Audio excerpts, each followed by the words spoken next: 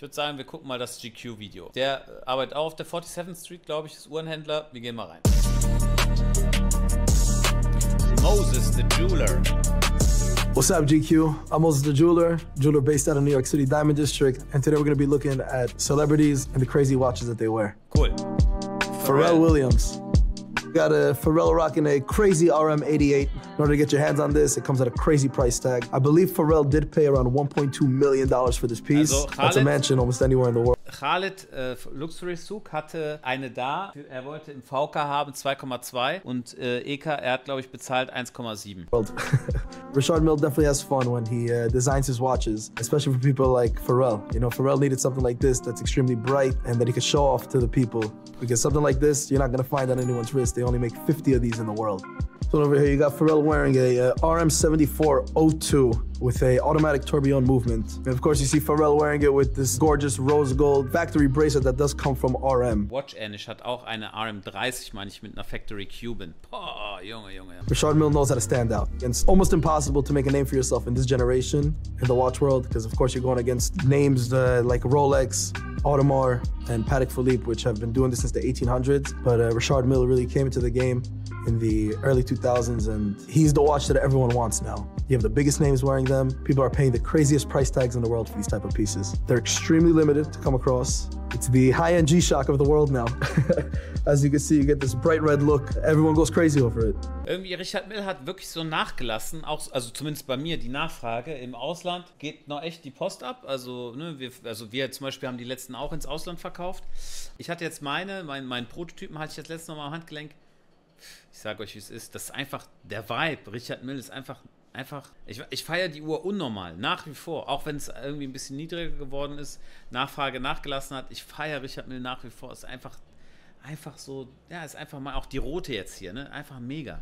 What Richard Mille did especially is he has like that skeletonized look where you can actually see the whole entire movement inside. You can see the balance wheel, you can see everything that's going on in there. Again, it's just its rarity that people go crazy about. And when you wear a piece like this, you can see this from a mile away. This bright red stands out crazy. I know you could get a G-Shock that's also bright red that would run you around $50, but a piece like this could run you close to $400,000. You got Pharrell wearing the RM5205 tourbillon. When you see this watch, you think Pharrell Williams, because he was the first one that got this. When you look at that enamel work that was done in the dial, you see the reflection of the moon from the astronaut's glass. And then you have the earth also over there. I mean, to capture all this detail, do this in enamel and then put it in a watch, unbelievable. If you're a person who appreciates watches, this has to be in your top 5.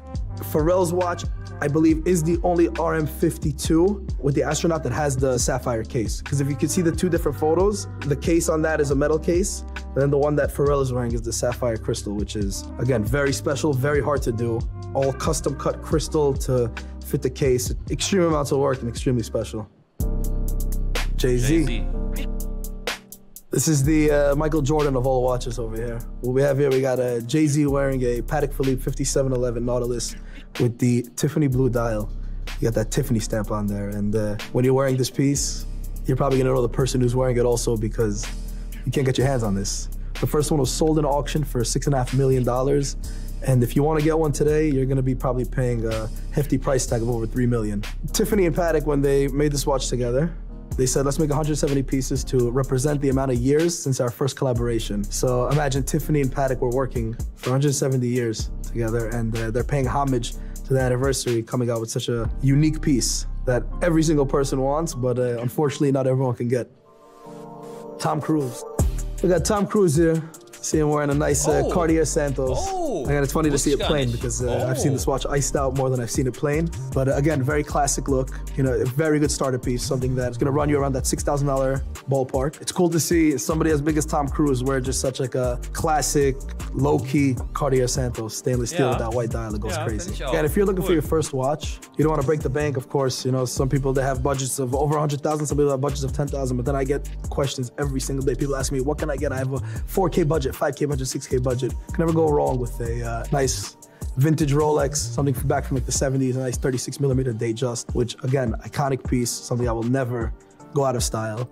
If you want a modern day piece, you go for the Cartier Santos like we see Tom Cruise rocking over here. You know, there's watches for every single budget, and that's the coolest part about watches. You're never right or wrong buying a watch. It's as long as you enjoy it, that's all that matters.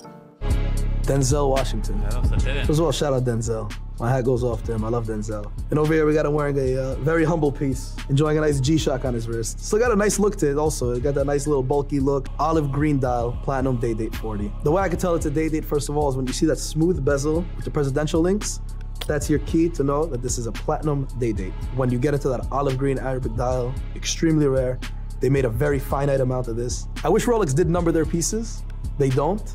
But if this is numbered, there's probably less than 500 in the world of these. And Marc WAHLBERG is lucky to own one of these in his collection. Fat Joe. You have your plain Jane watches, but you also have your quintessential bust-down rapper watch. Joey Crack, baby. New York legend, first of all. I actually held this piece in person, and wow, the diamonds in there, unbelievable. Every stone there was cut special. Every stone does have a GIA certificate on it. Of course, when you're a Fat Joe, you need to sport a piece like this to really stand out. When you wear a piece like that, it's a legit chandelier on your wrist. It's like, wait, what is that? Avi, if you want to pass me one on the house, I'll take a pristine piece also. It's a gorgeous piece. And so the cool part is with these watches is that when it's done factory in-house, it will retain its value because the company that produces the watch and sets factory stones in it, they are willing to... Also zum Beispiel der Hersteller hat er jetzt nicht gesagt, das ist ein Juwelier aus New York, Pristine Jewelers heißt der. Macht auch viele Diamanten und so weiter. Die haben einfach eine eigene Uhr gemacht. Preis-Leistung halt anders als bei Jacob jetzt. Ne? Check on your watch and service it in the future, as opposed to setting aftermarket diamonds in your watch, where you take a plain Jane Rolex and you start setting it. Rolex will not check your watch. When your diamonds are set by the company, that makes it factory diamonds. That's the one that normally goes up in value, like Drake said. In this watch that you see Fat Joe wearing, the pristine timepiece Avalanche, there's around 200 carats of diamonds, which is absurd. It's insanity. So your average iced out watch, something like this would hold around like 25 carats. So that is 10 times the amount. I mean, when you see the size of those stones, every single stone there could be its own engagement ring. So imagine how crazy it is. Bobby Shmurda. Bobby Shmurda. Crazy timepiece on his wrist. He's actually wearing two pieces, I see. He's got the Sky Dweller on his left wrist and the 8P on his right wrist, which is gorgeous. That Sky Dweller, he obviously said no budget, big rocks in the bezel, and then I want big rocks going down the middle of my band, which you don't see this many times in your bust-down Sky Dwellers. He definitely paid a hefty price for this piece. You have many different options to go with the bust-downs, but at the starter price, you're looking at around 20,000 and up for a nice big face bust-down. Everyone wanted the Cartier Santos iced out. During pandemic, that was like the one watch. I sold so many of them, I can't even count how many I sold. But when you go for a piece like that, you're gonna be looking at around that $20,000 range. And then of course you have bust downs like this AP that Bobby Shmurda's wearing that could probably ran him like 60, 70,000.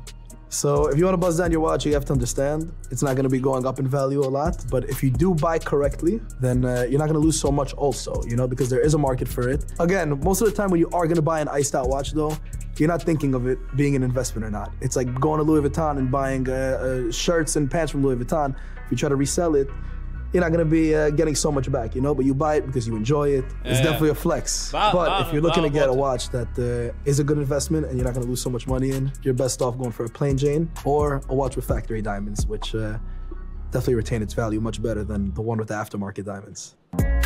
Everyone's calling saying, I want the day date with the meteorite, I want the Daytona with the meteorite. And Alter, guckt euch mal die Kette an. Boah, was waren das für Rocks da drin? These prices are going for way more than the regular dial.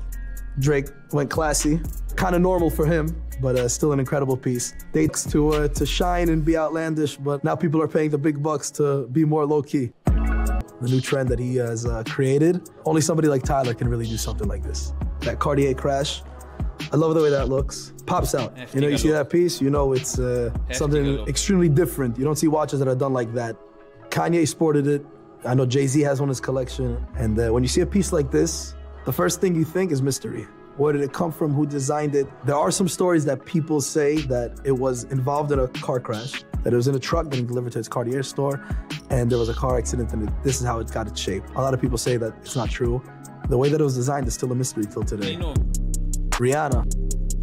This was special. Everyone went crazy in the Super Bowl when Rihanna wore this. We got Rihanna wearing a Jacob & Co. with this bright red glass encasing the skeletonized dial. Unbelievable. When it comes to Jacob and setting stones on his watches, it's the best. Shout out to Jacob for making these big icy pieces always so special. I mean, the work on this, it's a one of one.